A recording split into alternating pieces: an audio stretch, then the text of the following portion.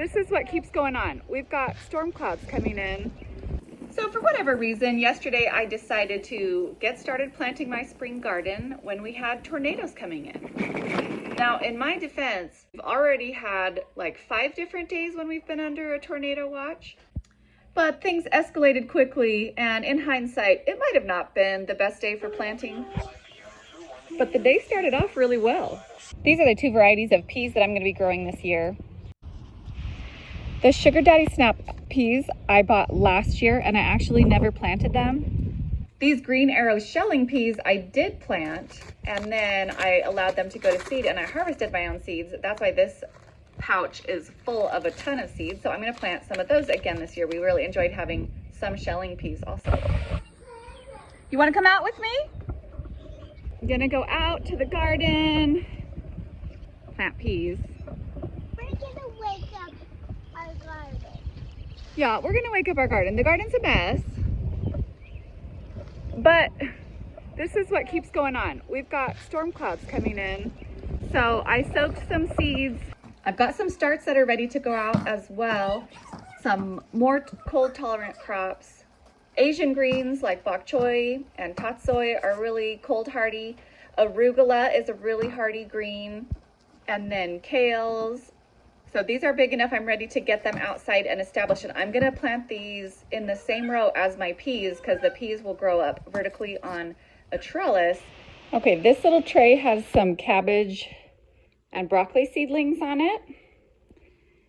And then here are some of my other kales and bok choys and arugula. So these are ready to go out. We're gonna have pretty mild weather for the next couple of days for them to get out and acclimatize, and then it's gonna get a little bit cold again. I think if we get them in the ground right now, they will be okay. I soaked my peas in water for a couple hours. You can do this up to 12 to 24 hours. It just gives your pea plants a little bit of a head start. They don't have to soak up all that water from the soil. They're getting just a head start. I'm doing a 16-foot row because that's how long my cattle panel is that I'm stepping on. That's what I'm going to be using to trellis my peas. So peas you can plant as close as every 2 inches together. So I took 16 feet, divided that by every 2 inches, and basically that gives me 96, right around 100 pea plants that I can plant on there. After planting them, I cover with soil and step along it just to make sure there's really good soil contact with those seeds. Sometimes it's a good idea to lay plants out like this to test out your spacing, and basically what I want here is for these to be evenly spaced the whole way down. Look how pretty that is. It's like almost already the size that I could fry that up with a little toasted sesame oil. So good. Just a little bit of roots here at the bottom. Perfect time to be transplanting them outside.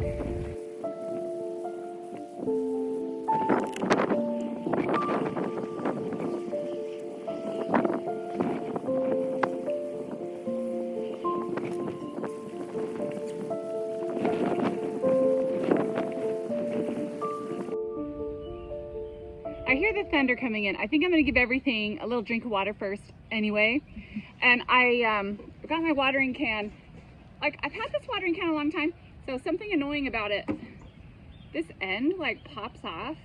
And so I had lost it and I was like, man, then the whole watering can is useless, even though technically, you know, it's still all here. Anyways, this winter when the grass was all dormant and died down, I found it out in the grass. So it was a happy day because anytime I don't have to buy something new for the garden, that leaves more money for seeds.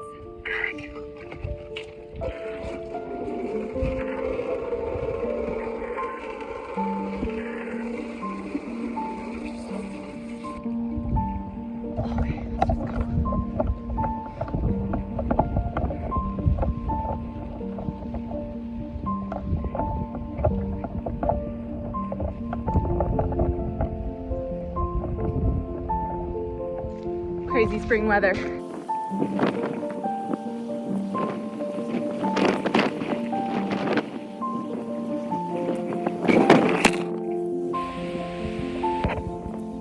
since I am transplanting things under cover and I'm not going to be exposing them directly to the sunlight right now or the weather right now, I don't need to harden them off.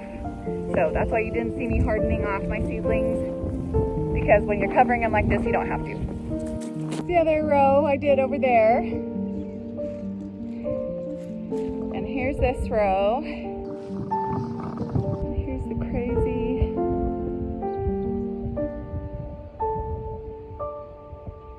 storm coming in. So from there, things got really exciting that evening. After bedtime, we ended up with a tornado warning. We ended up tucked like sardines in our laundry room, which is our safe room, with our weather radio, and my daughter and I are sitting up on top of the washing machine because that's just how much space there is for us. Luckily, we were not in a direct path of a tornado last night, but as we had 80-mile-an-hour plus winds, regardless, there's a lot of damage around us and a lot of people out of power. Jeremy got up in the middle of the night and helped one of our friends take a big heavy generator over to his in-laws' house because the in-laws are out of power and the father-in-law is on oxygen and needed a generator in the middle of the night. So Jeremy was out doing that till like 1 in the morning, and then we went out this morning and took our generator over to our friend's house. That they're out of power. We've got power, we're good, but their power is supposed to maybe be back on by 11 tonight. So we got them that so they can plug in their refrigerator. So this was a nice opportunity. We're grateful to help out our friends, and it's a chance for us to really test out our generator for the first time. We have never used it before, and so one thing, for example, we didn't have oil on hand for this generator, and you know, if I'd thought about it very hard, motors need motor oil, but we were able to go pick some of that up this morning, and every time we go through something like this, it makes us better prepared for the next time. So you see how it's tinted? So that's that. Sea foam. There, we did not overfill it. Turn eco mode switch to the off position. I don't know if ours has the eco mode. Does it have the? It does. Good. Turn fuel valve to the on position. On. Okay, thank you. There's good labels on this. Good. Good. Turn choke lever to the closed position. It's on the front. Oh. That one.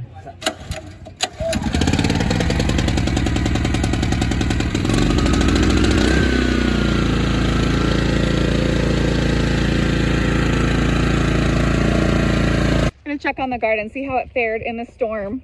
I came out after the tornado warning and covered back up the one with the floating row cover. It floated away. No, it just came off one side during that worst part of the storm. See how things are doing under here. Oh, I plopped that down right on top of there because it was storming and in the middle of the night, and I couldn't see what I was doing.